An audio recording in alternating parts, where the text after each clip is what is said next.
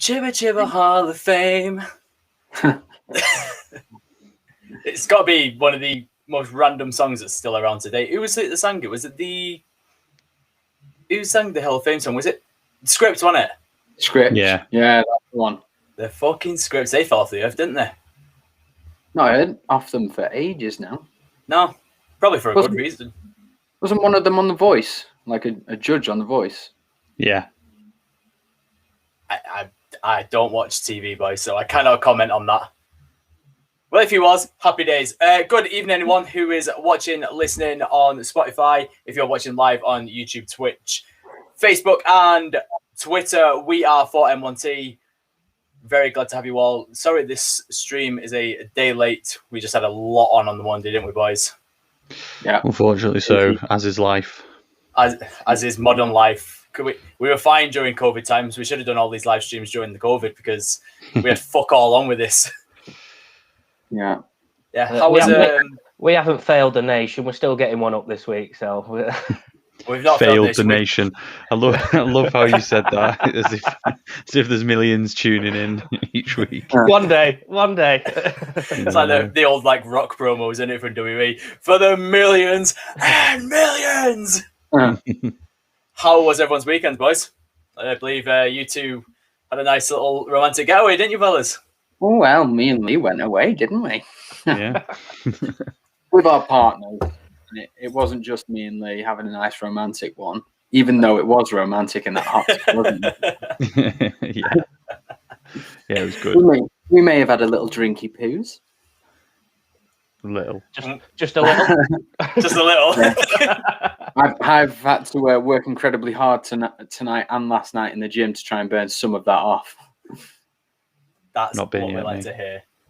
How about you, Dale? How was your weekend, mate? Yeah, it was all right. Same old.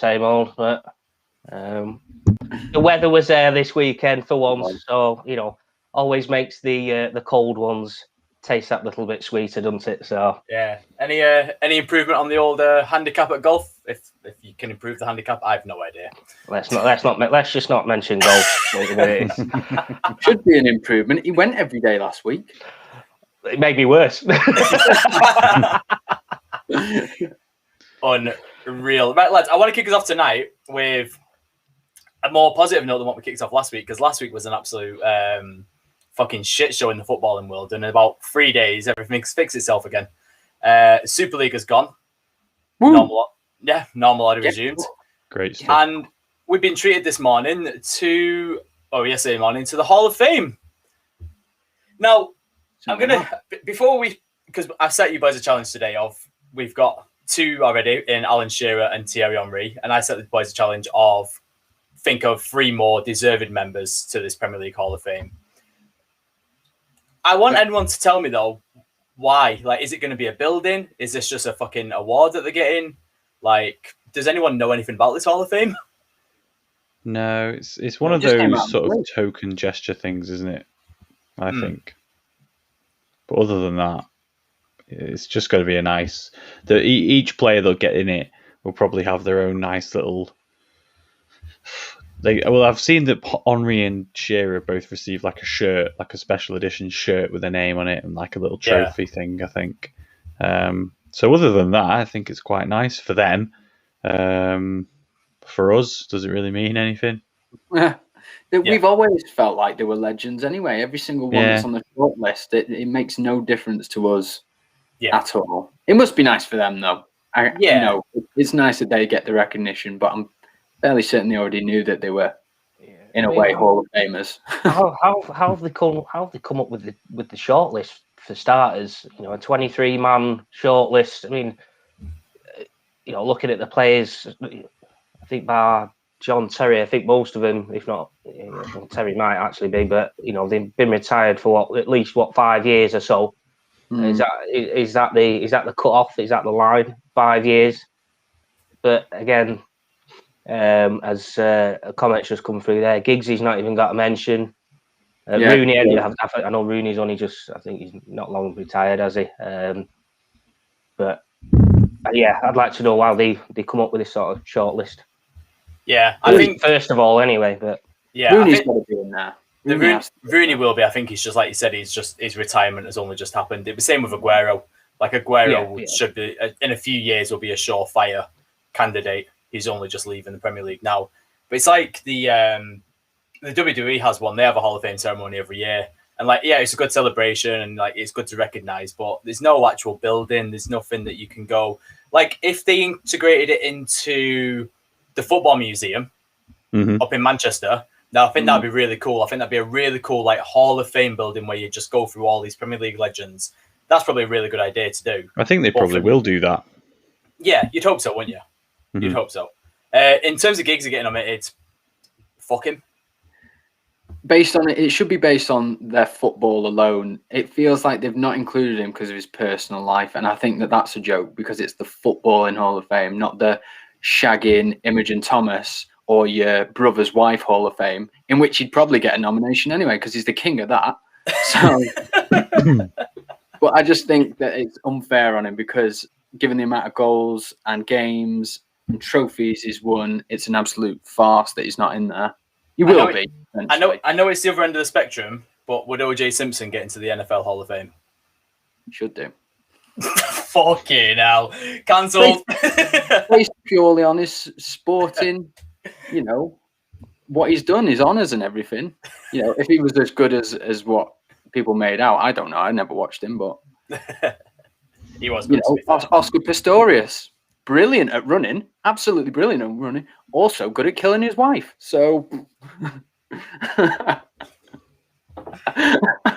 on that note, I'm going bye. Wow, we started strong, boys. We started strong. Right. I personally don't. I'm fine with Giggsy while these allegations are in the air. Anyway, it was something I wanted to talk on just briefly. But with him not managing Wales, obviously they've not sacked him yet because everything that's going on. You can't sack him without reason. If he gets proven guilty, then fair enough. Like I think he will get the sack. But for now, he's just like on leave, isn't he? But we're gonna bring. Fucking hell, I can't believe you, Josh. You're unreal. I've had a long day at work. Forgive me. Anyone watching, I want you to get involved in the conversation as well. Drop us a comment on whatever you are watching us on, who you would put in. So I've asked the boys here today for 3 more nominations for the Premier League Hall of Fame. Dale, I'm going to come to you first, mate. I think we'll just do it as we'll do it as a round table as 3 rather than doing no 1 and 1. So. If you will, please, mate. Players and justifications. Oh, I tell you what, mate, this was tough. To pick 3 out of this was tough. So we've already got Shearer and Henry in there. Classed as, 2 strikers forward. So I've kind of tried to deviate from the front line with these selections. My first one would be a midfielder, Frank Lampard, for me. For me, the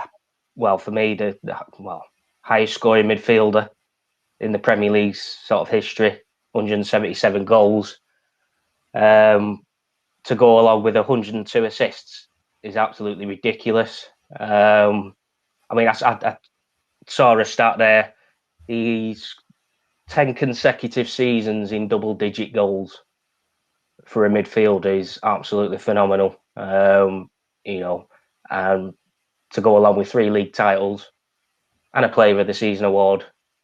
What more? He's numerous FA Cup, Champions League, whatever. He's done the job in the Premier League in my eyes. So he thoroughly deserves his name in there.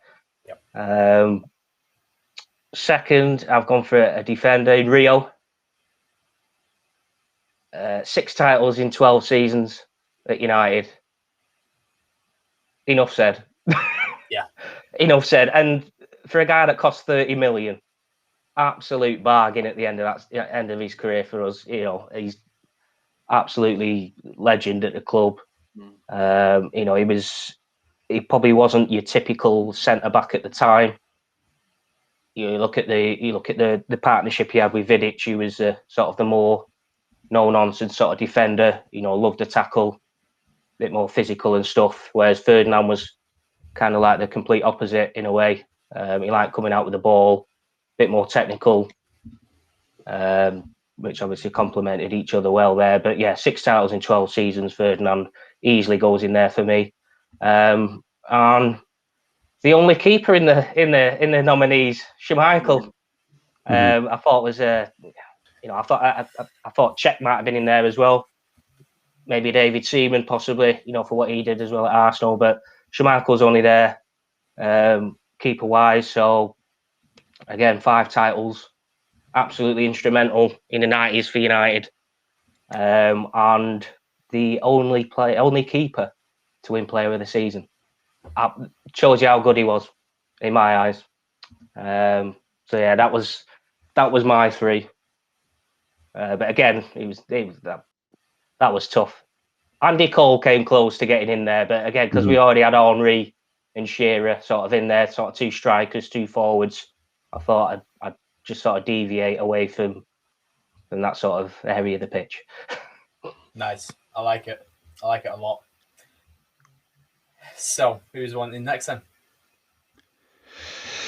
So, it was really hard, obviously, to pick out, and just to ask, do we have to pick this from the actual shortlist? Because I'd chosen mine before the shortlist was announced. Yeah, I think it'd be interesting if you just go based on what you think, mate. Yeah, I've not gone off the shortlist. I've gone off my own thoughts. Okay, so obviously Shearer and Henry. I'd have chosen Shearer myself because you know that I love him. But one of my first picks, I think, and some people might be quite unhappy with this, was Vincent Kompany.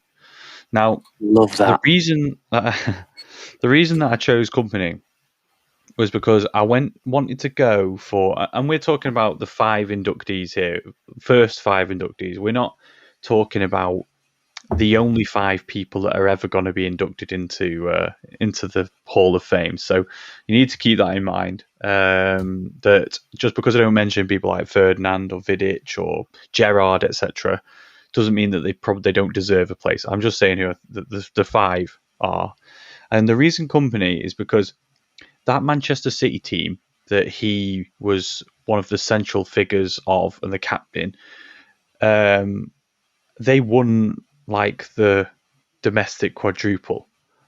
They also won the league with 100 points. They've won the league with the highest number of points ever. He scored that winning goal against Leicester to basically deny Liverpool, who were hot on their heels that year, which was amazing. And he basically encapsulated probably one of the best Premier League sides that we've ever seen. So for him to have been the captain and so of their most successful period, I think just warrants a position. I thought we had to pick a Manchester City player for their dominance over the past sort of 6-7 years. And I thought, well, it has to be Kompany. He was a captain for the majority of it, and who came in. So he was one. The next one for me is a no-brainer, and obviously you would expect me as a United fan to pick Scholes. I've already said I'm not picking Gerrard, but I actually went for Frank Lampard because, I mean, his goal-scoring record as a midfielder speaks for itself.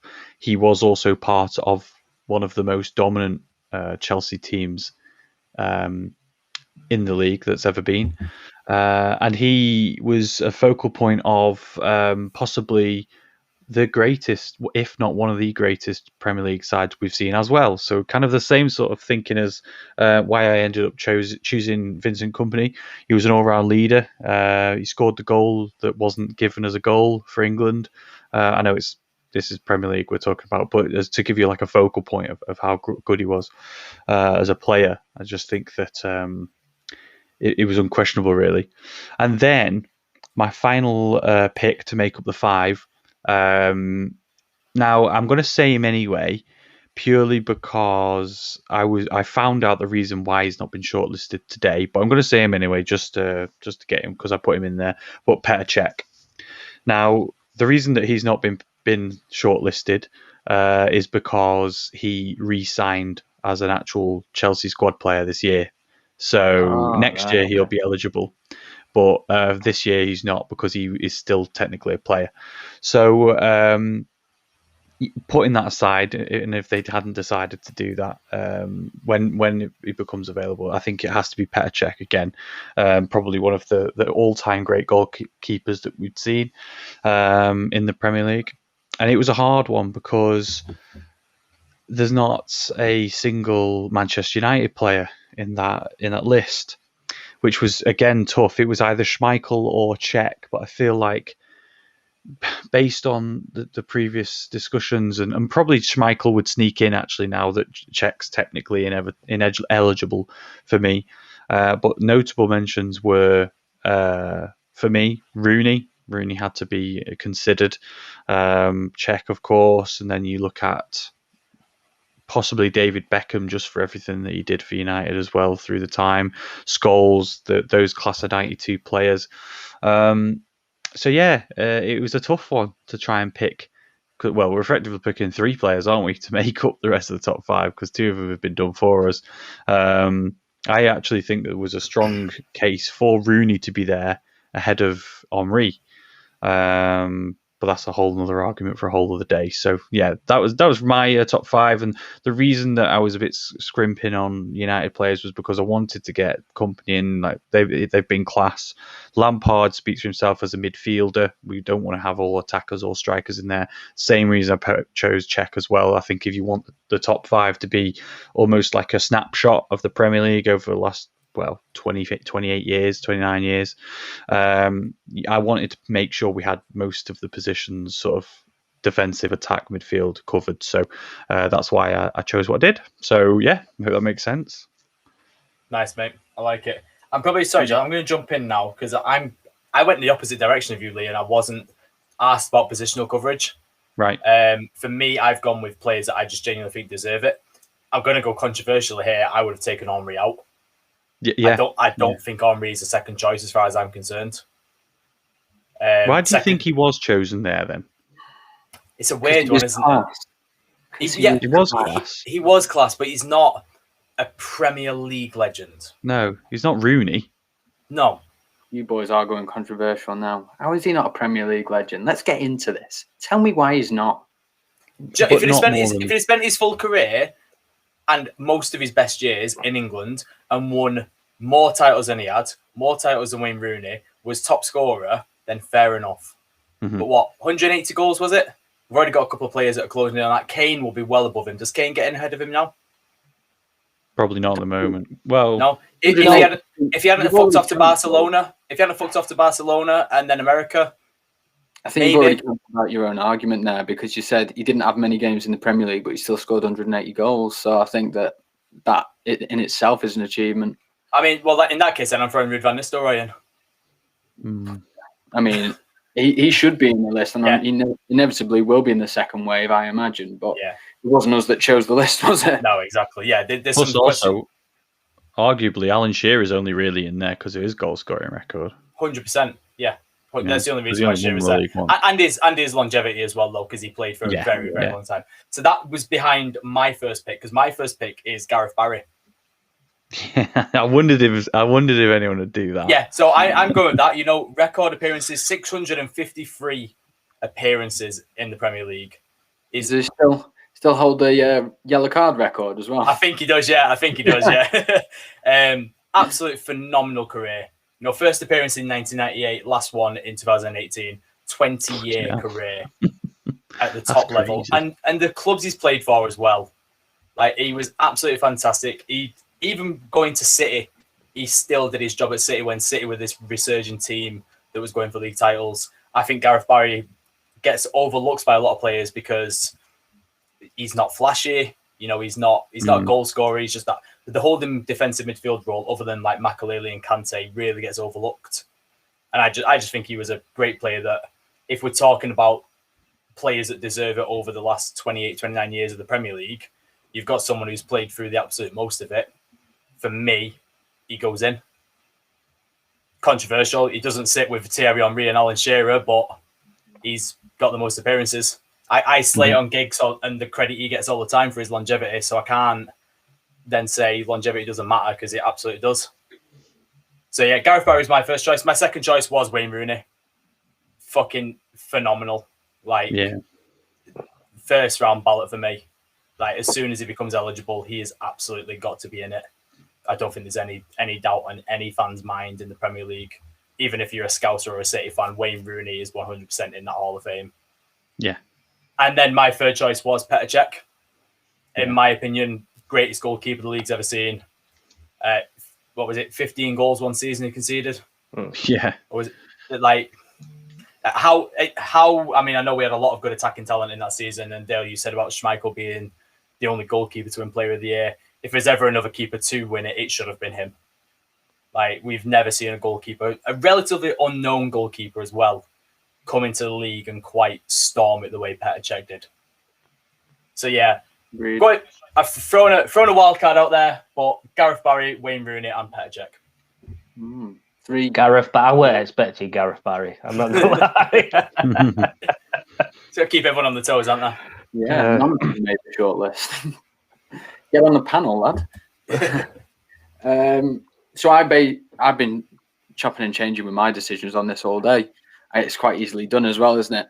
But I did go from the list because I thought that we were going strictly from the list. So I apologize. I didn't think outside the box. But yeah, I've gone for Ashley Cole, first of all. Interesting pick, that. My decision with Ashley Cole is based upon the fact that, obviously, unbelievable career, won multiple honours. But also, we've discussed Ashley Cole's career on previous podcasts, and I think most of us have agreed that he is, if not the best, certainly in the top, probably one best left backs that we've ever seen. Yeah. So he just was. How many countless right wingers and attacking players had he had in his pocket in not just only the Gareth Barry. Yeah. Our one Chris Collins watching along, laughing at my shout for Gareth Barry. Well, if you were here, you little part timer, you could have debated it with me. Laugh along and tweet all your life, but Ashley Cole, obviously Champions League winner, multiple Premier Leagues, multiple FA Cups, one of the best left backs. No, sorry, the best left back I've ever seen. Certainly the best left back I've ever seen in the Premier League and for England. Unbelievable player. He had the lot. Great timing, great tackler, scored the odd goal. Great at marking, just everything. I thought he was the complete left back. And given the fact that I've played left back myself a fair few times, I know how difficult that position can be because you've got to be up and down all the time, especially if you're like the modern day left wing back that we see. It's an exhausting task. So and he was one of the first, like, real what we know as modern day fullbacks now as well. Yeah, so I've got a lot of respect for that position, and I've got a lot of respect for him as a footballer. So I'm putting him in my short list. Next, controversial as I'm an Evertonian, but I'm going to stick Steven Gerrard in there. I know he didn't win a Premier League trophy. I've thrown that in their face as long as I can remember. But if you'd have turned around to me as an Evertonian and said you can have Steven Gerrard in your squad tomorrow, I'd have snapped anybody's hand off. I've got a lot of respect for loyalty as well. And the fact that he played, his entire Premier League career with Liverpool. I don't care if it's my rival team. What he's done for the club, the performance he put in, he wore the badge on his sleeve, his heart on his sleeve, everything he put on the line for that club. I know he slipped. I don't want to bring it up, but I'm going to bring it up. I know he slipped. That was today. That was literally, was it 10 years ago today? Yeah, Steven Gerrard Day. I've got to bring it up. But I think as a leader for that club, the performances he put in, that club meant everything to him. And for me, he is the modern day Mr. Liverpool. I know he's Rangers manager now, and he played for LA Galaxy. But don't blame him for getting a nice little paycheck at the end of his career either. I know he didn't win the Premier League, but he did win multiple cups and Champions League trophies. He won, wasn't it? Could have won a second, I think. He did win two. Two, that's right. Yeah. Wait, did he win? Yeah. He won 2005. They lost in 07. Was he part of the latest one? He wasn't part of the latest one, was he? No, it was Henderson. No. That was Henderson. Yeah, it's just the one. Yeah, that's where I was getting confused whether he was part of the latest one, but he retired for that, didn't he? Yeah.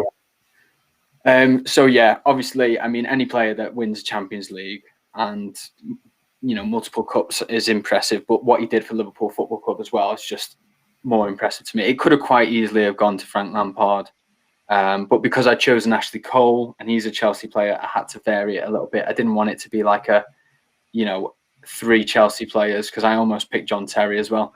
So yeah, I'm going to go with Steven Gerrard, and likewise it could have also gone to Roy Keane or Paul Scholes. There's just so many to choose from, but I had to put a Scouser in there because I've got to stay loyal to my Scouse roots.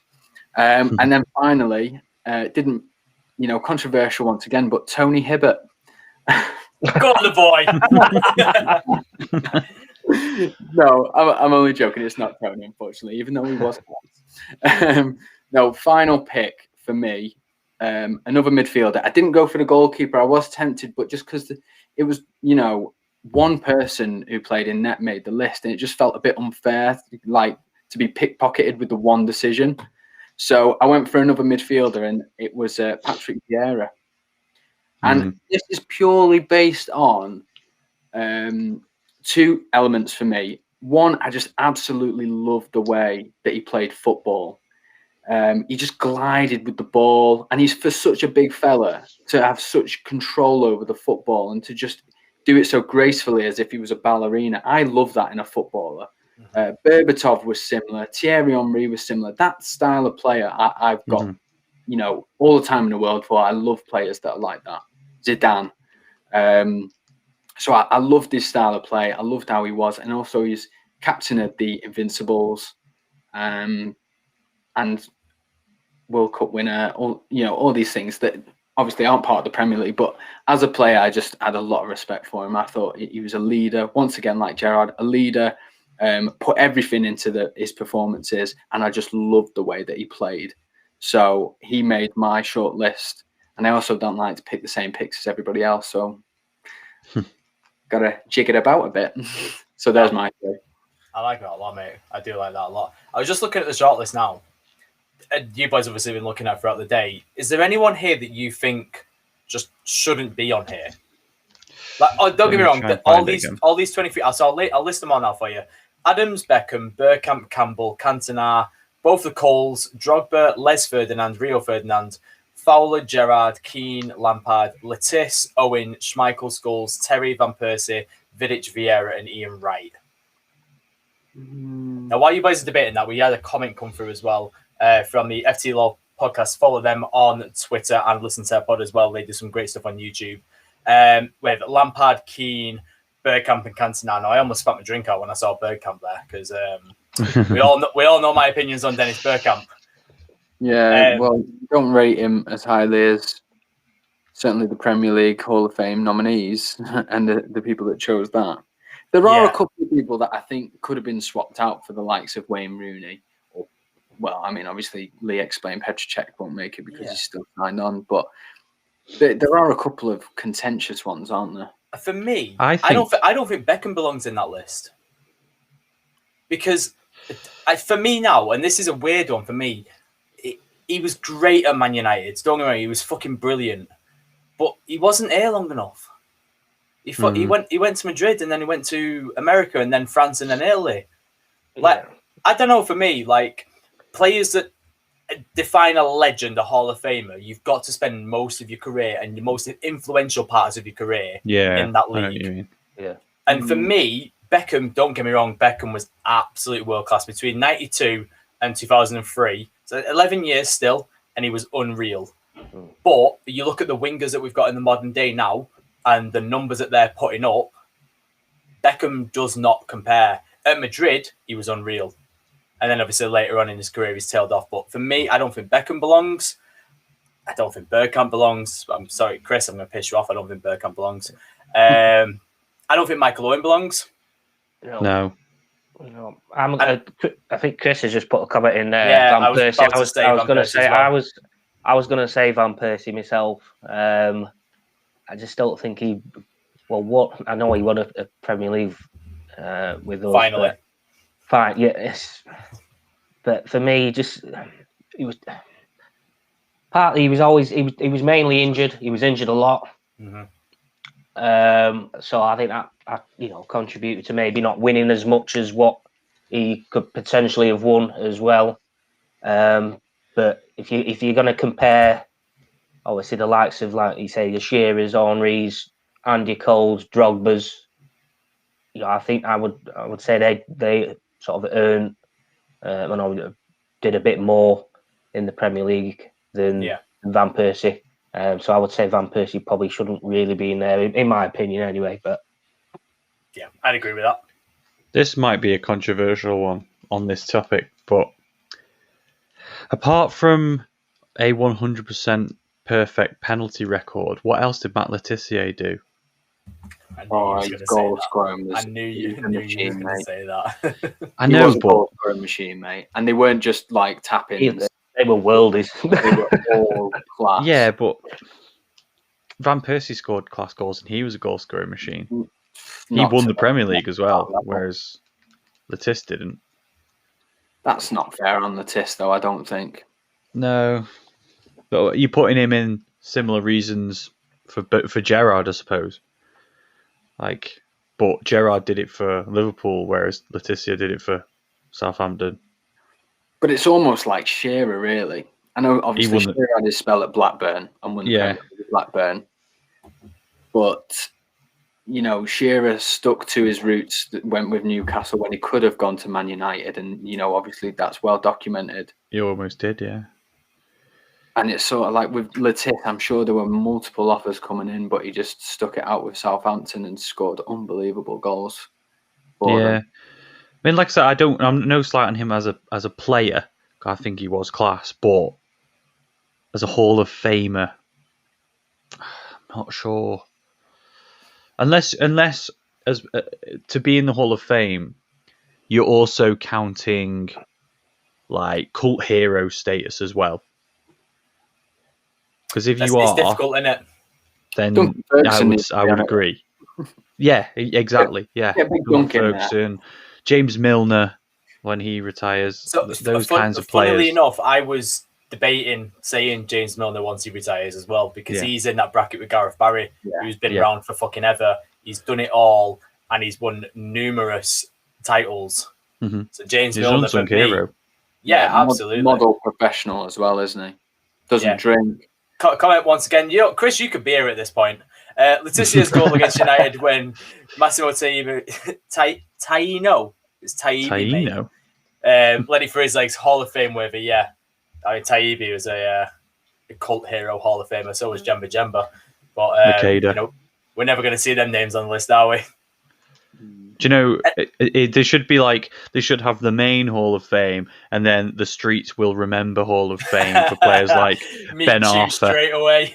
Yeah. Hatton Ben Arthur. That'd be a great shout. Yeah, let's do that next. Like, not tonight, but yeah. Shall we make ours? We'll make the 4M1T Hall of Fame. Yeah. Yeah, excellent. Any controversial ones for you there, Dale?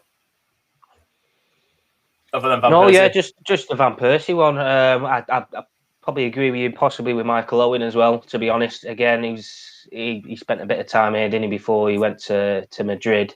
But it didn't really do enough for me to be mentioned in there, especially when you look at the likes of the other strikers that are in there and look at what they've won. If you compare it to them, then he's way down the list in my eyes. Comparing to them. In defense of Michael Owen, though, he did win a Premier League winners' medal. And Steven Gerrard didn't. So he scored the winner against City as well. He won us that title with that goal. What a fucking hero. Right, excellent. We'll dip that Hall of Fame there, and we will do a special Streets Will Not Forget 4M1T Hall of Fame in the future, because I think there's going to be some ballers being brought out in that conversation. Yeah. I've got loads in my head already. Literally. So speaking of Liverpool boys, they cocked up over the weekend again. Mm-hmm. Should have been worse. It should have been worse. The how is that been given as a handball? So I was I've been listening to TalkSport about this, and apparently the reason is you can't score a goal with your hand, and it went in off his hand. So whether it was a handball or not, it went in off his hand, so it technically can't be a goal anyway. But then the argument is, well, he was pushed in the back by Alexander-Arnold, which made him handball it. So is that not a penalty? Yeah. So, another case for VAR. Oh, Jesus, someone's just snapped someone there. Chelsea. Casemiro just snapped someone. Of course it was. Yeah. Love to see it. Must be the most booked player in that Real Madrid squad every season. I love him, mate. I absolutely love him. Such a baller. Yeah, Wilson was pushed. And do you know what? You could make the argument if his arm was flailing out and he's lost his balance and he's trying to get himself upright again and he's tapped it in. His arm couldn't have been any more tucked into his body if he tried. Yeah. No, it was exactly like that. If his arm wasn't there, it was still hitting his body and going in anyway. Yeah. That's the biggest issue for me, that. It's just... They can't seem to ever get it right, can they? And I don't think they will ever get it right. And I think the only option is just to get rid of VAR. Like Adrian Durham was saying, look, how bad was football beforehand? Was it this bad? There's no way we were talking about the referees this much. No, we weren't. Every week. It's every week. Yeah, it's not even every week. It's borderline every game at this point. Yeah. Mm-hmm. Mm-hmm. The thing is, when you make a change, it's supposed to be for the better, isn't it? Yeah. And this quite obviously isn't. And they just need to. It just needs somebody with a bit of power in the FA to just go, fuck it off. It's not good. It's not made the game any better. It's made it worse. Let's just knock it on the head. Yeah. I mean, nobody's willing to take that responsibility, it seems. Yeah. To me, some of the decisions, it's like common sense has just been thrown absolutely out the window. You know, we might, we'll probably, might get onto it in a bit, but there was another refereeing decision in the West Ham game, the sending off. I mean, there's common sense, which you look at some of these decisions and you just see it. Anyone with any sort of common sense would not give a decision like some of the referees and the VAR, decisions that are being made, but. That's gone completely out the window now. And like I say, VAR's just spoilt the game completely. You score a goal, and you're waiting 30 seconds to wait for it if it's actually allowed or not. You've got to do various checks, this, that, and the other. It's like, to be honest, I've had enough of it now. I've had enough of it probably 8 months ago, to be honest. So they can just get rid of it in my eyes. They are the best. They had the best opportunity this season with no fans in the stadium to get it right and to try and streamline these decision-making processes. And it feels like every offside has got longer. It feels like every goal now they're checking back 4 or 5 minutes before the goal has gone in. Yeah, like they're checking for fouls like 4 or 5 minutes ago. Like you said, the Balbuena one for West Ham was utterly stupid. It was made even worse when Kufal did exactly the same 4 minutes later. In the same game, 4 minutes later, and nothing was given for it. Like, all we ask for is consistency. Yep. If that Balbuena one is a red card, and by definition that is a red card now, fine. Every single one's a red card. Mm-hmm. Like, at that point, then we can't complain because it's consistent. Yes, we think the rule is wrong, but at least we're seeing one being done, so they're all being done. Yeah. To add to what you said there as well, Danny, one thing that I really want as a fan is for the referees to take charge and take the authority back.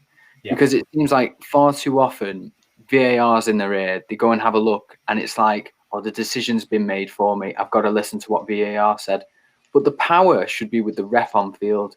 Yeah. Because if it's not with the ref, then what's the point in having the ref? There isn't. The game might as well be official by robots. Yeah. Because they're trying to make it black and white. And football, Lee, you said it perfectly a while ago. Football is not a black and white game. It is circumstantial. Things happen. There's weird bounces. There's collisions. Yeah. You can't account for just, is the offside, yes or no? I mean, some of the offsides, again, someone's heel's offside. So they've got to turn onto it because the heel's off. I feel like how's that an attacking advantage? It's not, is it? When the back of your foot's offside, it's just not. I think if they want to keep VAR and keep using it, you don't look at offsides anymore. You just don't. Like, you just make the linesmen do the job again, or lineswomen in Sean Massey Ellis's case. Like, you just let them do their job, and if they get it wrong, they get it wrong. They're human. They are going to get it wrong. And then use VAR for handballs and fouls and then foul play. Like, but not offside, not anymore. I can't deal with watching lines being drawn all over a screen to determine if someone's toenail's offside. It's just not on. No. And I like human error, you know. I always liked, even before we had VAR and, you know, referees made mistakes, it gave us something good to talk about, but not every day, or every footballing day, or not every weekend. It was like, you know, once a month or something, a referee might have made a shocking decision on an offside. But it was forgotten about, wasn't it, soon after that? It was a good point. With human error, by definition, it evens itself out across all teams over a season. So VAR probably has been unfair. Let's not go off on a tangent on VAR. No.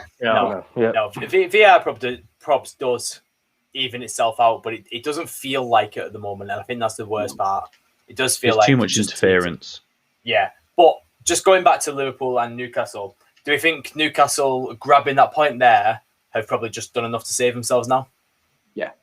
Yeah, I thought they were safe anyway. The wins against West Ham, I think that was probably one of the points where they had saved themselves. Fulham, West Brom, they're not going to save themselves from there. I think what they were, they 7 points behind with only 4 or 5 games left. So I just think that I think Newcastle have just about done enough now. They're safe. They can start planning for next year.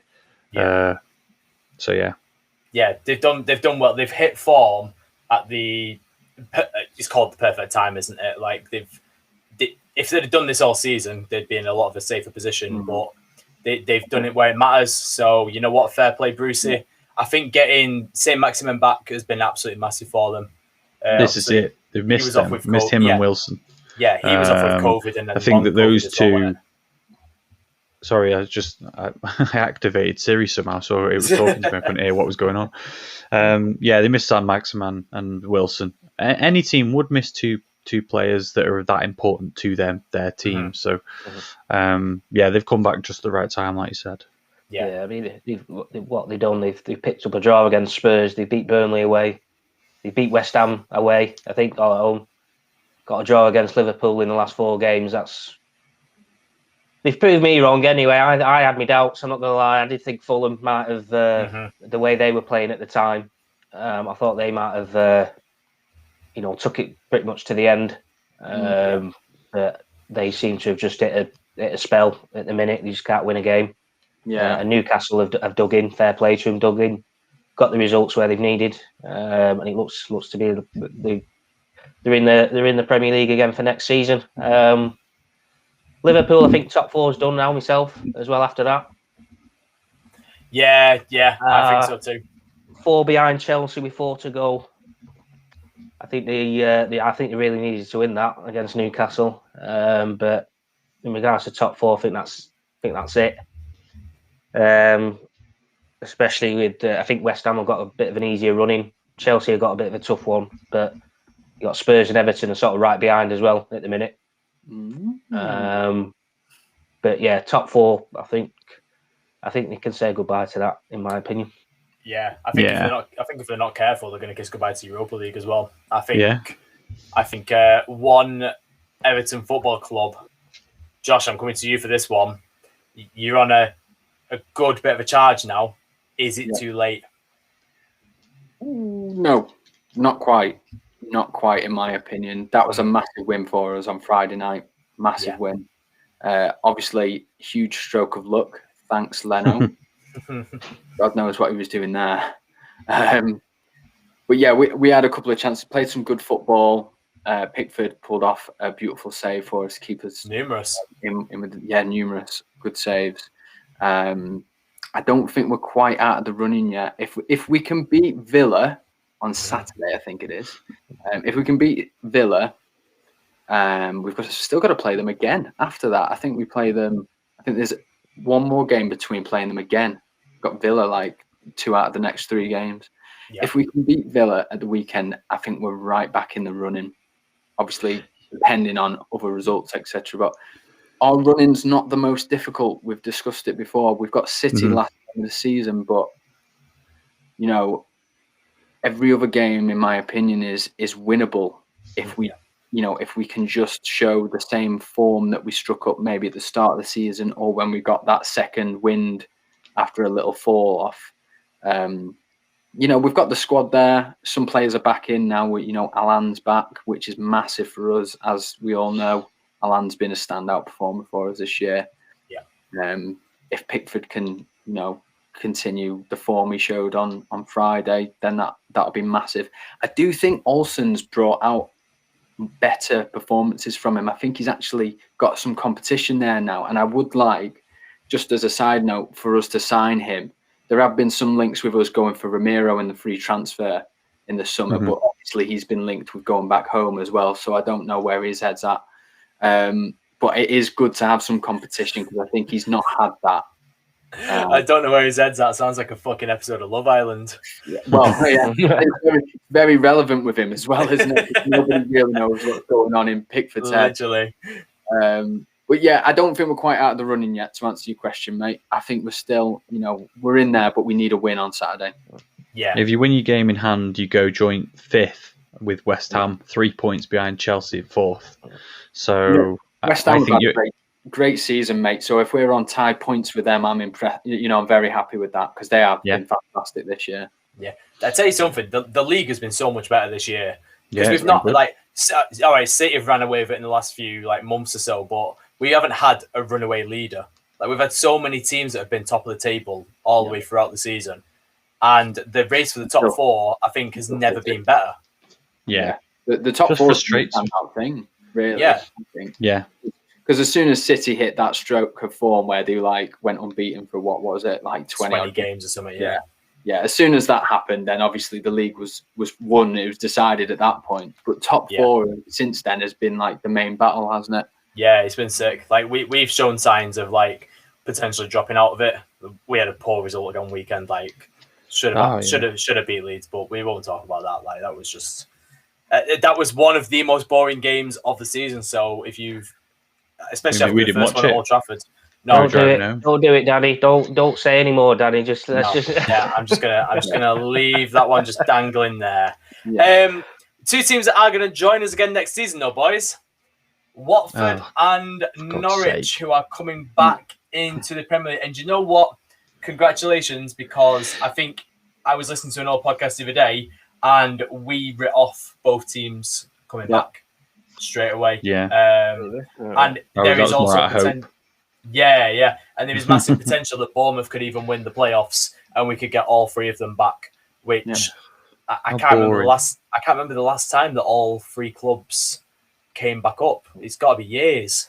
I think Brentford will give them a run for the money. They got a very hard-fought win tonight at home to Rotherham, so that'll be for me. That'll be their main challenge. Yeah, agreed. It'd be great to see someone new like Brentford come up. I'd love to see them or Barnsley. Imagine Barnsley in the Premier League. That'd be sick. Yeah, they've not been back in since it was the inaugural season. I'm sure Barnsley. 92, 93. Yeah, that'd be amazing. That would be really good. I mean, they'll go straight back down again. The enthusiasm went straight back down. They will, but it'll be good. It'll be. It would throw everything at it. Yeah, I mean, you can't rule Swansea out either. Swansea, who spent a good time in the Premier League, you know, you can't rule them out of these playoffs. But looking at the way the table's sliding at the moment, you've got Brentford, who are looking like they're probably going to secure 3rd, but then Bournemouth, Swansea, and Barnsley are all on 77 points. Yeah. Which is mental. It's definitely got a good chance, you know. I watched that result against Norwich. You know, when Norwich won the league by default because of I can't remember who the other result was, but they won the league and then they played Bournemouth that night. No, they've not won it yet, sorry. They got promoted because of that. They need 1 more point to come up. So sorry. they played Bournemouth that night, and that was their opportunity to prove we deserve that promotion. And unfortunately, they had a man sent off, and then it just completely scuppered everything. Was that the one where Danjuma scored that screamer? Yeah, mate. I watched the entire game. It was a great game, and Bournemouth would stand out as soon as Norwich went down to 10. Yeah. I mean, that's what it took, but still, they were impressive. They've got a lot of good players, that Norwich squad. A lot of good players. Mm. Well, I was about to ask you. I was about to ask you, boys, obviously those two coming up, potentially Bournemouth as well. Do you think Watford, I'm not even going to consider because I know for a fact that they're going to sack the manager 4 times in the next 12 months. Yeah. But do you think Norwich and in particular Daniel Farke will have learned from his last, say, 24 months of being awful in the Premier League and then just instantly bouncing back? I mean, there were 93 points with 2 games left. That's an incredible run back up to the league. Dale, what are you thinking? Do you reckon because they barely signed Darren when they came up, and that was the biggest issue. Do you reckon they're going to make the same mistake twice? No, but I mean, I was looking at the season that they came up, actually, a couple of years ago, and they scored 93 goals that season and conceded 57. And you look at what they've done this season, they've scored 69 and conceded 33. Yeah. So, in my eyes, defence was an issue when they was in the Premier League. They seem to have improved or shored up that defence. I mean, they've pretty much got the same team, I think, from the one that got relegated last season, which I think has helped. And they've done it in the Championship before. They've clearly done it. They've shown it again. I do think they probably will need to make some signings, though, when they come up. I do think they've learned that from obviously the last campaign when they didn't really bring anyone in. But to me, just looking at what they did previously to this season, they look like they have maybe slightly changed the way they play, possibly. Obviously, the goals and they're not conceding as many as well, which was a big issue when they were in the Premier League last time. So, I think they will make some signings. I do think we might see a different Norwich to the last time they was in the Premier League. Will they stay up this time? It's a bit. I don't know. I really don't know. They don't look like they're going to come up and do a Leeds or a Sheffield in their first season or a Wolves. Do you know what I mean? They never seem like that. In fairness, did anyone expect Leeds to do what they've done this season? No. No. They could have gone either way because of the manager that they've got, but the teams like Norwich and Bournemouth, if they come back up, and I just can't see them setting the Premier League alight. You hate these 3, don't you? You fucking hate Bournemouth, Norwich, and Watford. I just hate the yo-yo-ness of them. And Lee, as you hate these 3 clubs, who would you replace them with? Who do you actually like in the Championship? Well, probably the teams that we aren't yo-yo clubs, you know what I mean? But the problem with that is... Who's that then? The reason this is my point. They're the best of the yo-yo clubs. Yeah. It's so difficult to stay. What do they need to do in order to solidify their position? What they need to do is spend money, but unfortunately, these 3 clubs are coming up at a time where we're still in the middle of a pandemic. Those 3 clubs spent the back end of last season and all of this season generating no match day revenue, which is a massive issue. I know they're obviously going to make lots of money coming back onto the Premier League. We know the playoff final is the most expensive game in the world. 120 million you get for winning that game. Yeah, but is that money going to be given to the managers, or are the owners going to look at this and think, we've had a really, really shit year financially. Mm-hmm. We might need this just to keep the club afloat. Mm. Well, this is the problem, and this is why I don't necessarily... going back to the Super League stuff and the share of the share of the money down the pyramid. The Big Six, the reason that they want all of this to happen is because majority of the TV watchers are watching the Big Six. But so their argument is, well, we're make up the main part of the product. So we surely should get the main share of the money, which is what happens. Now, the teams that do come up, like this year, Norwich, Watford, and then one of those other four, if Barnsley come up, they've got no chance. They are tiny. I could be famous last words, could get promoted and they could like go on a mad run and do a Leicester. But at the same time, they surely are not financially as secure as some of the other clubs, and they are surely not going to be able to bring in the talent that will keep them up consistently. And that's the problem. The problem is that the barrier between and the gap between the Premier League and the Championship is just going to keep getting bigger and bigger and bigger because of the money coming into the Premier League that's not being evenly distributed. So how do you fix it? You just can't, can you? Well, Chris made a great comment there about the parachute payments. And it's probably something that we do need to put more money into the Championship. I saw a really mad stat the other day that like Championship attendances are comparable to a lot of Bundesliga teams. Yeah, of course they are. Which is mad considering Bundesliga is like one of the best followed leagues in the world. I mean, it probably shits on France and Italy. Like the Championship is the hardest league in the world. It's one of the hardest to get out of. It's one of the hardest to get in. Like we've seen decline of Blackburn, Hull, Sunderland that just couldn't hack the Championship. Stoke City, do you remember when they first went down? They kept their whole team. Champions League finalist Choupo-Moting was playing in the Championship, and they finished. I think they finished like 20th, didn't they? They only just survived from relegation. Yeah, they didn't have a good opening season in the Championship at all, did they? No, it's a different style. Like you play way more games. The refs are way less like they just let stuff go, which it makes for a lot of good football in a way. Like, it just seems to be a very much more difficult league, but there's just a lot of football, isn't there? I mean, you know, you've got the 46 games in the season alone, and then you've got all the EFL trophy, the Checker Trade trophy, FA Cups, League Cups. Points of loads, don't they?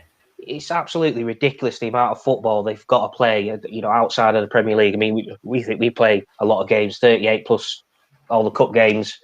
You know, these guys are just, you know, there's a cup for a cup. There's that many games. It's ridiculous. But like I said, unless you've got a squad of about 50 players you can pick from, you know, it's going to be hard to obviously get out of these leagues. And like I said, you look at, like I say, Huddersfield as well in the Premier League a couple of seasons ago. They're sort of down there at the minute as well. You know, like I say, you said you Stoke Cities, Wigan. They had a couple of bad seasons. Look where they are. Yeah. You know, you want to go further back in Pompey. They had a nightmare 4 or 5 seasons. You know, ended up in the League Two. So, like I say, if they're not sort of careful, you know, these sort of teams, they can just continue the slide, unfortunately. But yeah, can I just say one thing as well, though? Because obviously, we've said that they need to spend money, but if I'm right, when Aston Villa came up, they spent all of their money that they got from coming up, and it didn't pay dividends in the first season, did it? That's what I was also going to make that point. Like they've only just started to get sort of something back from that investment this season, where it's all starting to click together. By spending money and building a brand new team, which is basically what they did, it doesn't guarantee success instantly. Not in every case. Like you've got to invest that money really well to have instant success with it. And I'm not saying that they didn't invest really well. I think that they did, but success doesn't come overnight in the Premier League. So even if Norwich do come up, well, they are coming up. When Norwich do come up, if they spend all the money that they get from the promotion, you know, as long as they can just stay in that first season, I think that's what they need to set their target on. Just staying up, you know, whether it's by 1 position or 3 positions, it doesn't matter. Just stay in that league and then get your money again from being in the Premier League and whatever TV rights, and then invest again. And that team will just gradually, you know, it'll just gel like Villa's has. And Villa have had some great results this year, haven't they? I mean, I don't want to allude to any specific ones, but they have had some standout performances. Yeah. Chris's point there, excellent. Like Sheffield Wednesday about to go down as well. The gap between the Premier League and the EFL is just getting wider. And yeah, it's sad but true. It does seem to be like the the same teams are coming up and then out again numerous times. That we get the occasional oddball, like Brighton, who came out of nowhere, came up. Bournemouth, let's not forget Bournemouth have never really been a championship sleeping giant. They were in League Two when Eddie Howe started, brought them up into the Premier League. So it is doable. It does take a lot of good management, and like I say, good spending as well. We've got three teams with a lot of good players going down this summer. Yep. There's a lot of talent in that West Brom team I'm looking at in particular that do not belong in the Championship. And I thought Norwich did really well to keep hold of a lot of their players in the summer. I thought Max Aarons, who was linked with fucking everyone at one point. Was. Yeah, he was at Bayern Munich looking at him. Yeah. They did really well to keep hold of him. And maybe they priced everyone out of the move with that one. But it has paid off for them because he's got them back into the Premier League. Buendia was another one for me. Yeah, I think Buendia is a fantastic footballer. Yeah. But the biggest question I'm asking for you, Dale, is day one of fantasy football, is Timu Pukki back in the team? Oh, for a bargain, definitely. On the bench. He'll be like the next Patrick Bamford in mine. Day one in there, 16 goals. I'll take that. That'll do. Yeah, unreal. Right, just got one or two more points before we finish today. We laugh at Liverpool all the time for their constant chat about Van Dijk and how that his injuries have costing the league and whatever. But the biggest injustice for me, and one player affecting a whole team, is Wolves this season. Yeah, I think the injury to Raul Jimenez cannot be understated of what an absolute shit show that has turned that team into.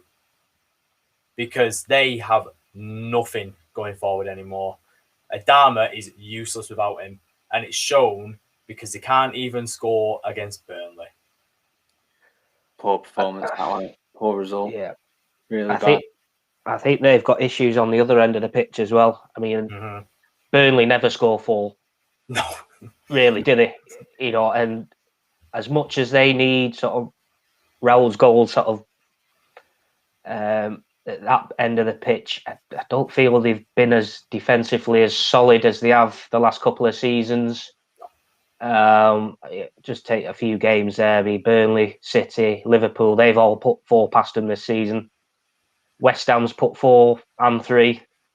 West Brom scored 3 against them. Brighton have scored 3 against them. I mean, Brighton, them two teams hardly score. Yeah.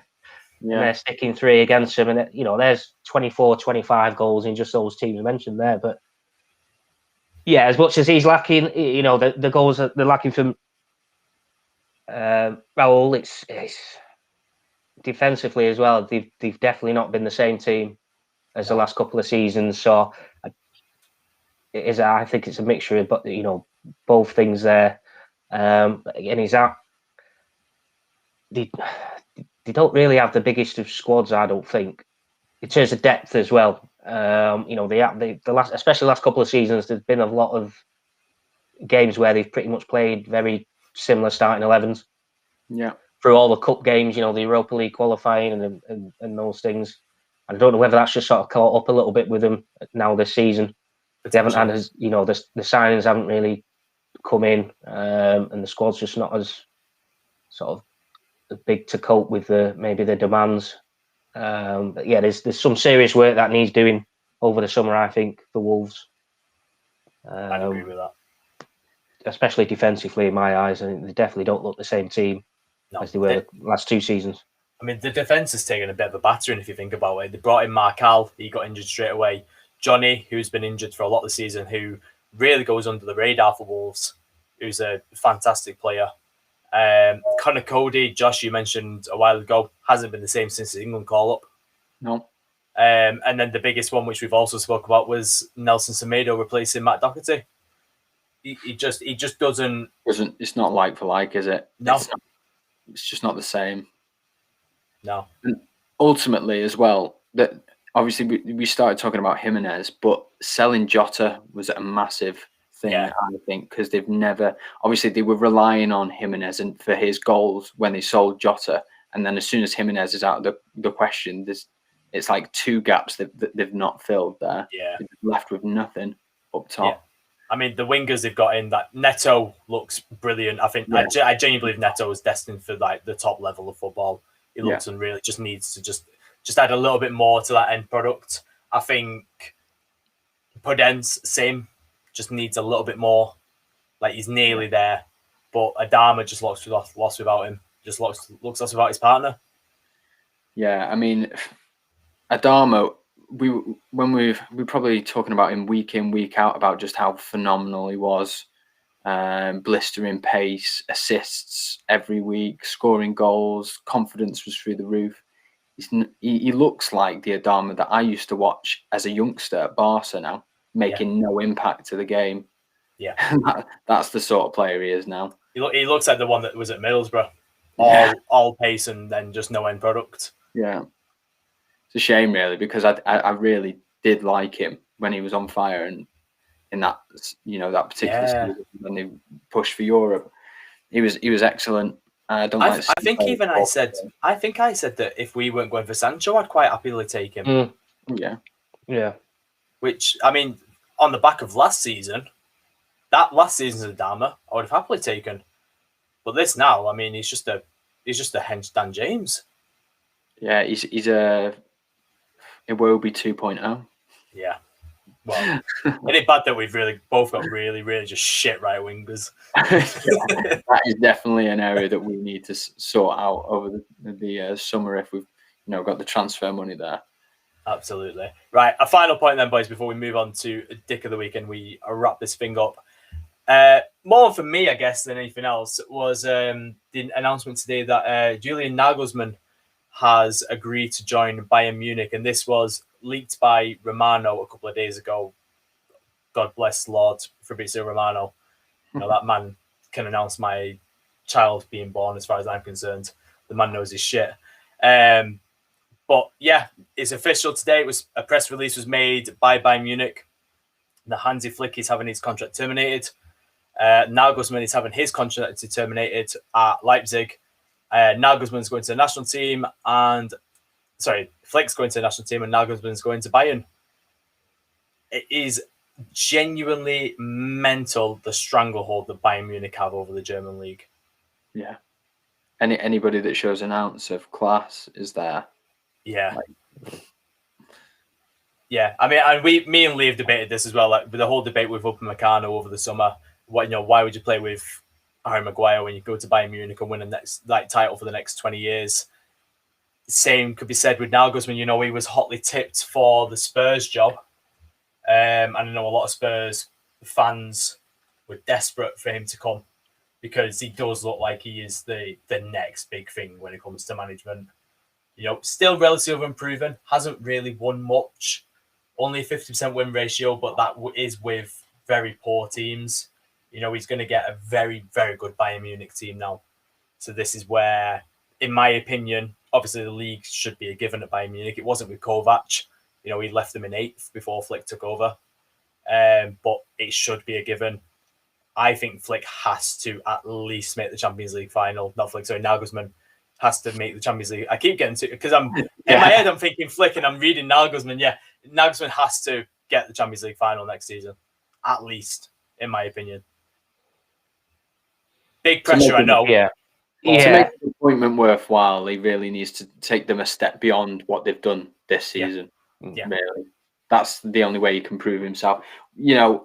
Ideally, I'm sure that the members of the board, I think it is at Bayern, isn't it?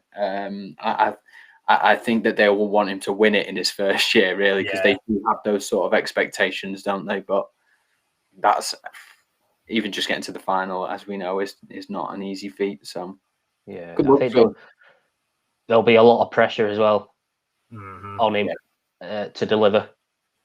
They say, like you just said there, Dan, he's inheriting a very good Bayern Munich team anyway.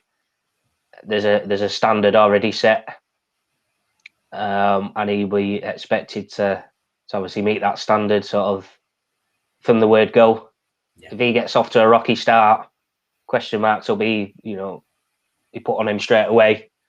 But from what he's done with Leipzig and was it Hoffenheim, if I'm right? Yeah. He's he's done very well with maybe a limited budget as well. Now he'll probably have not a lot of money spent, but he'll have a bit of a bigger budget. He's already got some world class players in the team as well. This could get frightening.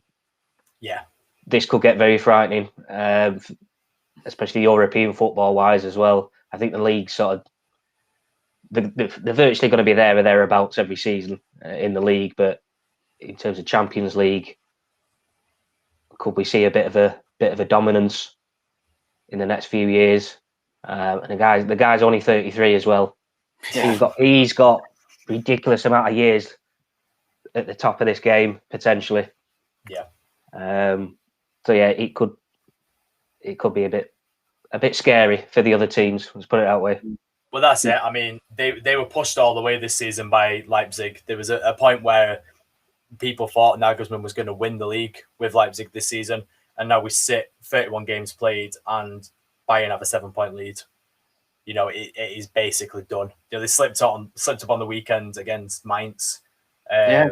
What did that end up in the end? 2-1 ended. Yeah, 2-1 ended to Mainz. Yeah, they were 2-0 down as well, weren't they? Yeah, they only got one back. I think Lewandowski got another goal, so it took him just ever so closer to Gerd Muller's record. He's on 36 goals now this season. What's Muller's record? 40? Yeah.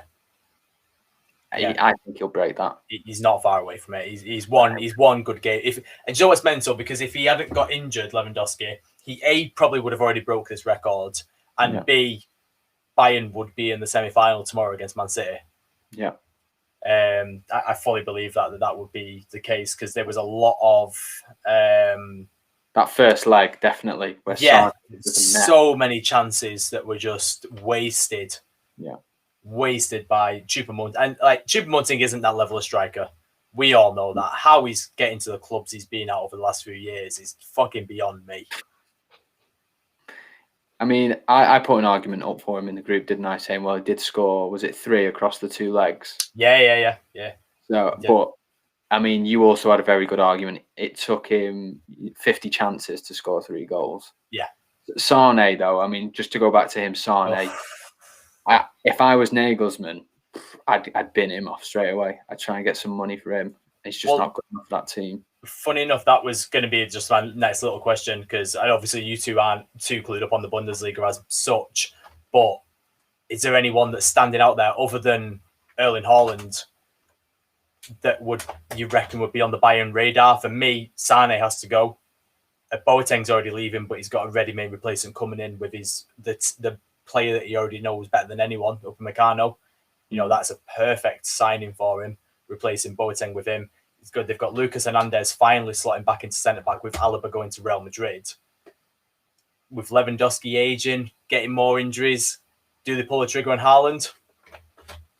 Can they? I'd give it another 12 months, personally. I mean, he's only been at Dortmund for 1 year. Yeah. As hard as it is to believe, given how class this first season for him has been, but I just would like to see 1 more year under his belt, and then maybe take a punt on him. Yeah. I mean, if he doesn't leave in the summer, Haaland, then I think Bayern might be the one next season. That's the way I see it. I think if he doesn't come to England this summer, he's just waiting for that one last season for Lewandowski, and then he's taking his shoes there. Yeah. It's mental. Yeah. He scored 25 goals this season. Yeah. And so was Andre Silva at Frankfurt. He was labelled a flop at AC Milan. 25 goals. 25 goals in most of the leagues in the world would make you top scorer. And they're 11 behind Lewandowski. Yeah, that's the mental thing, that they're so far behind first. Yeah. It is honestly insane. Well, they've had a bit of a flop, Frankfurt, recently, haven't they? Because Dortmund have closed that gap on them. Was it 7 points? It's now down to 1 for that final Champions League spot. Yeah, I mean, that's a good resurgence from Dortmund, but yeah, it's all been in the hands of Frankfurt, that just not closing games off. The biggest surprise for me is Wolfsburg. Wolfsburg sat in 3rd. Mm-hmm. It's fucking brilliant that we've got to see what an old European powerhouse come back. That's huge. That really, really good. Obviously, I love the Bundesliga. I watch enough of it. But if anyone's watching, listening that wants a better opinion, the Mad Sports Network and the Football Dugout are going to do a fantastic show tomorrow. The Bundesliga show. Find that on YouTube and Twitter. I'm not sure if they jump on Twitch as well. But yeah, those boys know exactly what they're talking about with Bundesliga. I get most of my information from them, to be fair. Just sponging off them now, like Chris is sponging off them with the guard pass, which you can find on Thursday nights. I'm sure he's going to have something to speak about with the UFC card over the weekend, which was, well, I don't know if you guys have seen it, but it was brutal. I saw that leg break. Yeah, I've seen that. And the fact is, it shows his face. He doesn't even realise that he's broken it until he puts his weight on it. Oh, no.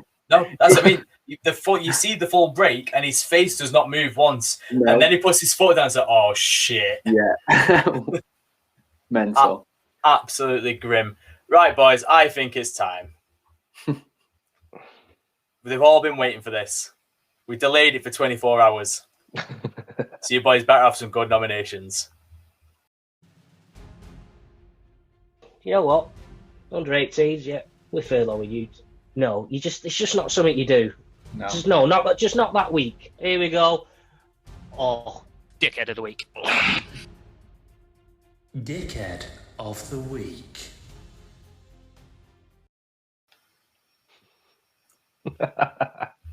It's just never ever going to get old, is it?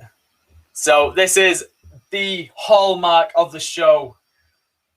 Dickhead of the week. There's been, I mean, compared to last week, it's actually been a relatively quiet week in football. You know, Super League came and gone.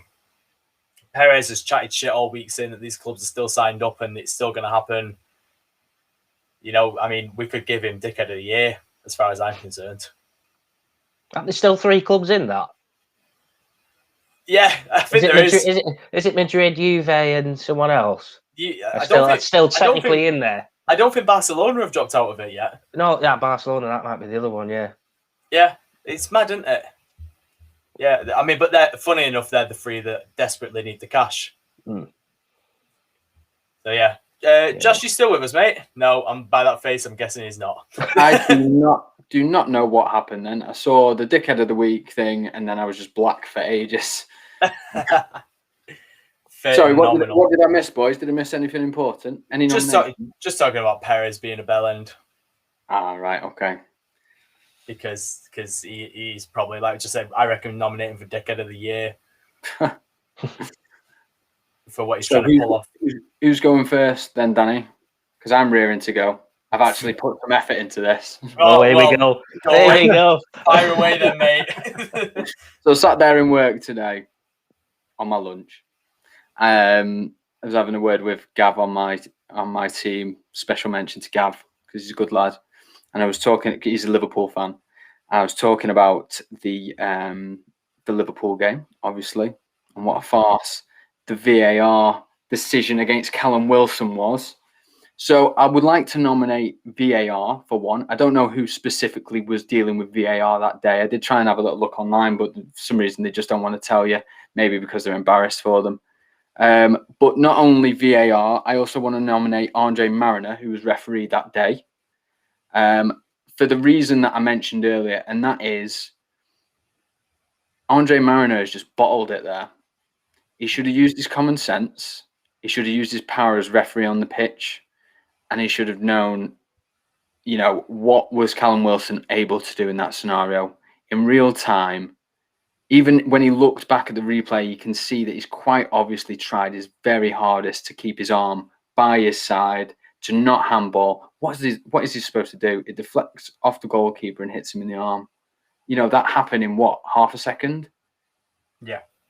I mean, I'm not because I'm an Evertonian, but I'm glad that there was some justice in the fact that Newcastle went on to get an equaliser because they deserved it and they were pressing.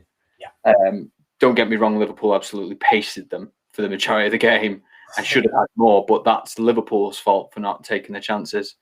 So my first nomination of 2, and my nominations are probably going to be very obvious, but first nominations are a joint one, VAR and Andre Mariner for the handball. And then the second one is referee David Coote and that is quite obviously for sending off Fabian Balbuena for accidentally, in my opinion, dragging his foot down Ben Chilwell's leg.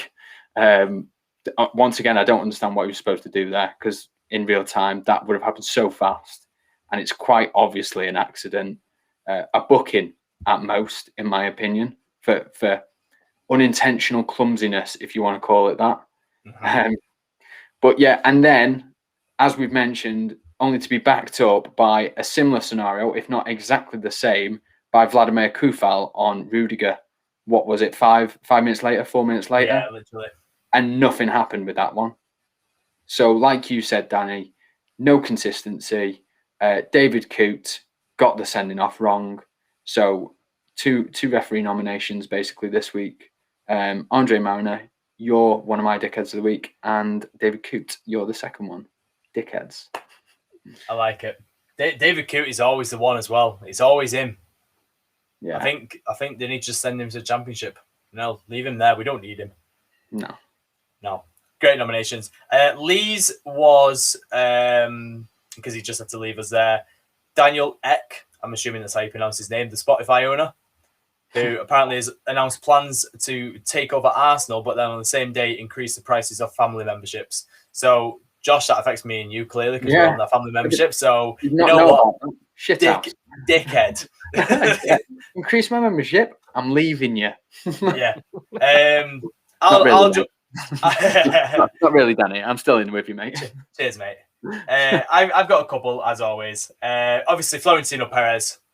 Stop spouting shit, mate. Like, the clubs have left you, stupid Super League. No one's asked anymore. You failed, and Real Madrid is on its way into the shitter. You know, and it's a shame, like, for me, because I've loved Real Madrid for as long as I can remember. You know, they're absolutely my Spanish team, but he's just turning it into shit, and it's very sad to see. Yeah. I had a VAR referee one. I think it was the same as yours. You know, the red cards, awful. Yeah, they were obvious choices for this week. Yeah, I've got two more. One's a fun one, and one is like my prop one. My fun one is Guerra Kanga. Oh yeah. So, oh yeah, him. He plays for the Gabon national team. Used to play for Spartak Moscow, I believe. Who put himself under a different name and a different age, and is risking Gabon being excluded from the African Cup of Nations. Oh, that's almost similar to that. Was it that Napoli player that looked? Yeah. He said he was 20 or something. So he put himself down as Kyaku Kyanga, born in that's his actual name, born in 1985, and he called himself Gualu Kanga, who was 30. Why? Did they not keep proper records of like birth certificates? It's so simple, isn't it? Everyone has to have a passport, surely. Yeah, how do you leave the country without some sort of like documentation of almost like a passport? Presumably they've got something similar, if not the same. Honestly, mate, what's going on there? I saw it today and I was creasing. It was so funny. But my real nomination, and this is like a collective nomination, is the Tottenham Hotspur players. Oh yeah, for that cup final. For that cup final, because poor Ryan Mason, right, was thrown in at the literal deep end.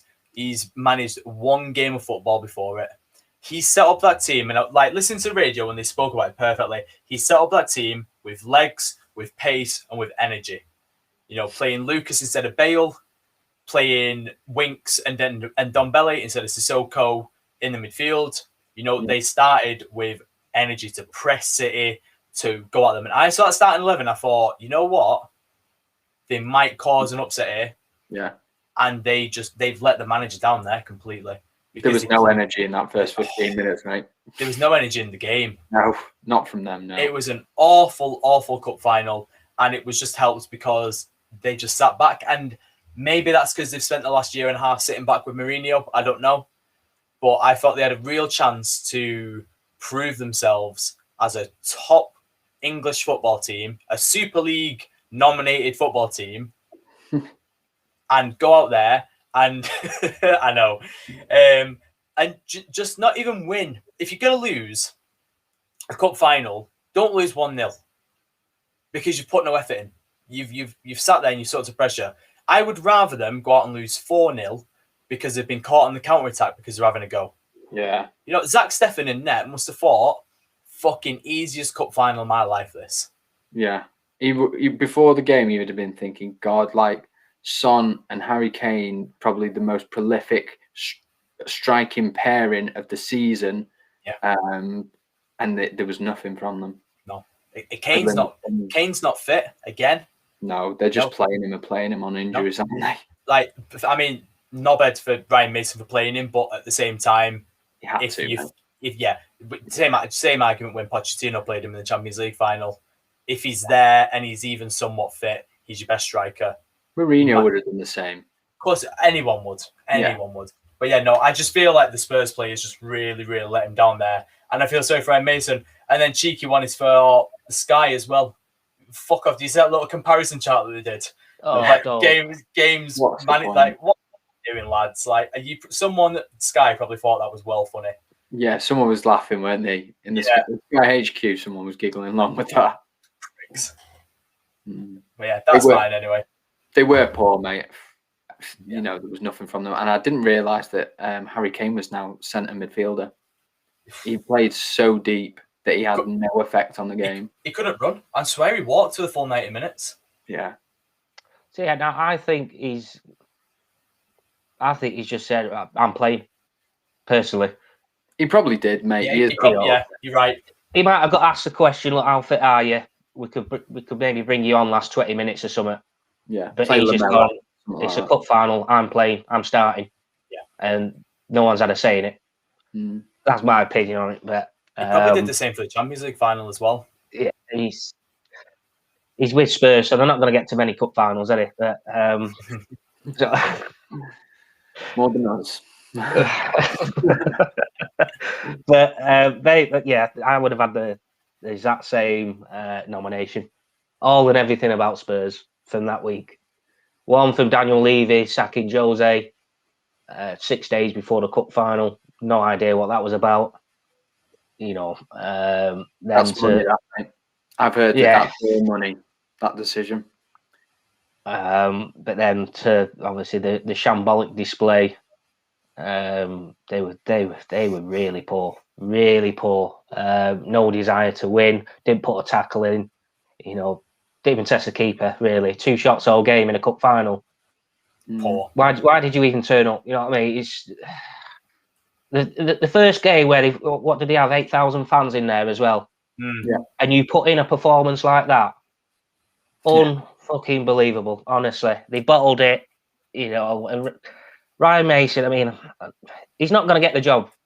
No, for next season. No. He's not going to get the job. We know that, but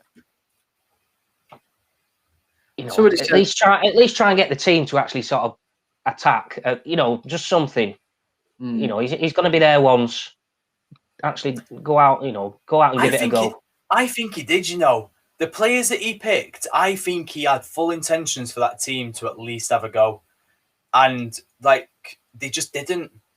Like, I think Jamie Carragher was tweeting about it today when he was showing like there was no pressure on the team, and he was like, "This isn't on the manager at this point. Like, that's for the players to drag themselves up and do that." So I feel like, for me personally, anyway, I think he went out with that full intention, thinking, you know what, if I win this, I might have a shot at the job. If I lose this, I'm gone anyway. And I just feel like he was let down completely. I personally think that he could have won that cup final and got them the last Champions League spot, and he'd still not get that manager's position personally. Yeah. I just don't think. Yeah, well, I was just looking at the betting then. Erik ten Hag, the Ajax manager, is current favourite, followed by Maurizio Sarri. Which I can't see that going down well. He didn't do anything in Chelsea. Brendan Rodgers is obviously up there, but he's categorically come out today and said he wants nothing to do with it. And we've said this all along, haven't we, that it's a step down. I don't care how big you stage him is. It's a step down at this point. Yeah. So with Nagelsmann gone, him gone, probably going to be... I like Eddie Howe, like Lee said last week. I think Eddie Howe would be a great appointment for Spurs. Unfortunately for Spurs, and if any Spurs fans ever listen to this, they won't like me saying this, but I think they might be going back into a transitional period now. Yeah. And that'll be based on manager and whatever Harry Kane does. If they lose Kane, I can't see Son staying any longer if he doesn't have his partner up top either. And I just don't think that squad's going to be or reach the heights that they've reached under Pochettino, Champions League final. No. I just honestly think they're going to become slightly above mid-table Europa League club again. Yeah, I agree with that completely. Linger around there like they used to do. As we were talking about like Bayern Munich and stuff, and it popped into my head just as we've moved on, so it's a good time to bring it back. That's somewhere where I could see Heung-min Son going. Played a lot of football in Germany. They're lacking a winger at the moment. Sane experiment just hasn't worked. No. Why not bring in someone who's going to be cheaper, who's got experience in Germany? That'd be a really good fit for me. Yeah, I mean, I'd love Heung-min Son at United. I think he's unbelievable. He's a brilliant player. Yeah. I think he's a real. But if we're going to get one of the two, it's only going to be one, and it will be Kane. And I just feel like whoever buys Kane is going to be paying through the nose for him. Yeah, definitely. It's going to cost a lot to prize him away, but we've spoken about it. Now's the time. Yeah, he has to. If he's going to leave, because Daniel Levy is not going to want to sell him quite clearly. Because why would you? So he's going to have to force this transfer through. Yeah, this isn't a Ronaldo situation where he agreed to one more season, then we'd let him go. He has to want to leave, and he's going to make it very clear that I am done with this football club. I've given you everything. Now it's time to let me go. Yeah, and I don't know if Kane's got that in him. Obviously, I don't know him personally, but some players have that and some players don't. He doesn't want his name dragging through the dirt, does he? He's that sort of guy because obviously, England captain. He's got the records that he wants to obviously break, even though he won't outwardly express that he's got his mind on breaking them. But he's quite obvious that he wants to, isn't it? Yeah. Alan Shearer's record is definitely on his mind. If you're a striker in the Premier League, your one goal should be wanting to break Alan Shearer's record. Yeah. Especially when you're as close as Harry Kane is now. Yeah, and he'll want to break Rooney's record for England. Yeah. And if he sort of tarnishes his reputation now by handing in a formal transfer request, probably having it declined, and then saying, throwing his toys out of the pram and saying something like, "Oh well, I'm not going to play for the club ever again." Then, on the pitch or whatever. If he goes through that route, I don't think he's capable of it anyway. He's not that sort of person.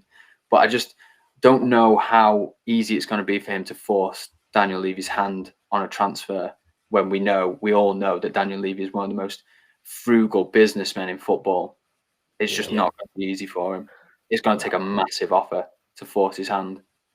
And who's really got the money for that post-COVID other than City? Yeah. Well, quite clearly none of the Spanish clubs. Yeah. Do you think he would have had anything in his contract at all to say, if we don't qualify for Champions League or whatever, I can leave potentially on, for X amount of this, that, and the other.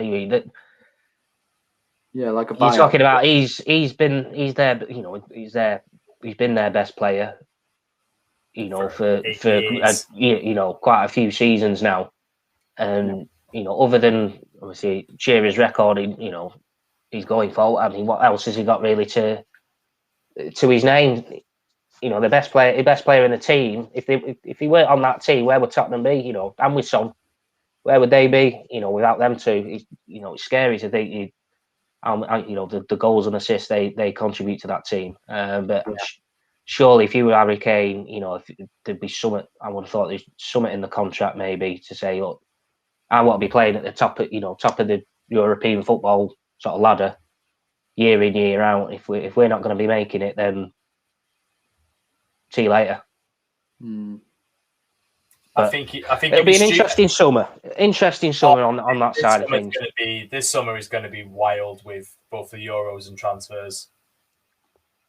It is, and especially Bayern Munich, as you said, Nagelsmann. It'll be interesting to see what he does, taking the reins over Bayern Munich, and seeing how we can improve that team to do better than his predecessor. Yeah, it'll be very interesting to watch Bayern Munich's transfer. I can't think of the word. Policy. Yeah. Policy doings as well. Yeah, transfer. Yeah. Activity. That's it. Yeah. Fuck it. Me and you are former English teachers, mate. That's poor from us.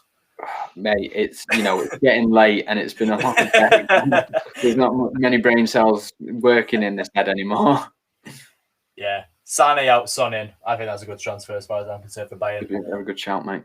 Yeah, right. We'll leave that there, guys. Anyone got any final parting words before I spiel us out of here? I've got one. Yes. Dale hasn't announced his dickhead of the week. Oh shit! Yeah, no. Can you remember who they were, mate? Yeah, no. What I'm gonna do, I've had enough of nominating VAR and shit like that and refereeing decisions. To be honest, we bring them up week in, week out. So I'm gonna throw it out to Lee's suggestion. Daniel Ek. Yeah. It appears or sounds like he's trying to do a good thing here in announcing plans to take over Arsenal with the help of was it Thierry Henry? Yeah, it was Henry, Vieira, and I can't remember the third one. I can't remember the third. There was definitely three. Yeah. But at the same time, increased prices of the family memberships on Spotify. So, what a bit of a dickish move. I'm not gonna. Yeah, he's trying to mask that side of things with, here's the good deed of the day. Yeah. Normally with that dick of the week, like, doesn't normally affect me. That affects me. Yeah. You're a dick. That affects me. Yeah. So, yeah, Daniel Ek. Sorry, mate, but you're dickhead of the week. I love it when he announces it. Phenomenal. Name, dickhead of the week. Yeah, perfect. Well, on that though then, boys, we shall call it an evening before everyone disappears off and rides off into the sunset. Cheeky little plug for myself. I am joining the Talk Total Football Boys tomorrow evening for a great chat on the best Premier League team outside of the top six. Top six is a massive debate at the moment because... the Super Six? The Super Six, yeah. The elected six, yeah. Yeah, trust me, I have a lot to say to that about that. But yeah, I'm recording that live on Wednesday. Should be going out on Thursday evening. So find them out on YouTube at Talk Total Footy and Twitter as well. So that's my plug. Chris's plug for the week. Guard Pass on Mad Sports Network. Mad Sports Network tomorrow evening as well for the Bundesliga show, because they're going to have the total lowdown on the Hansi Flick, Julian Nagelsmann movements, and also where does that leave Leipzig as well? Because they've closed the gap with all of this, and they're now managerless, so that's going to be very interesting to watch and listen. Mourinho, imagine. Imagine. That'd be phenomenal. In that case then, thank you very much for joining us, everyone, whether you listened for 1 minute or 1 hour, whether you're watching us on YouTube, Facebook, Twitter, or Twitch. Follow us on our socials at WeAre4M1T and search us on YouTube for Max Bontoffee. And if you are listening on Spotify, please give us a follow, share with your friends. We are growing ever so slowly. We had a fantastic boom last week with the European Super League, and we really just want that to continue. We love doing this. We love coming on, chatting about football, and we're getting a lot of good feedback. So if you're ever listening, share us. Write our names on a street somewhere. We'll get some stickers printed out so you can stick us all over your neighbourhood. But we don't promote vandalism. Anyway, from myself, Danny, Josh, Dale, Chris in the comment section, and Lee with his dead MacBook, we have been 4M1T. Thank you very much for joining us, and adios. Good night.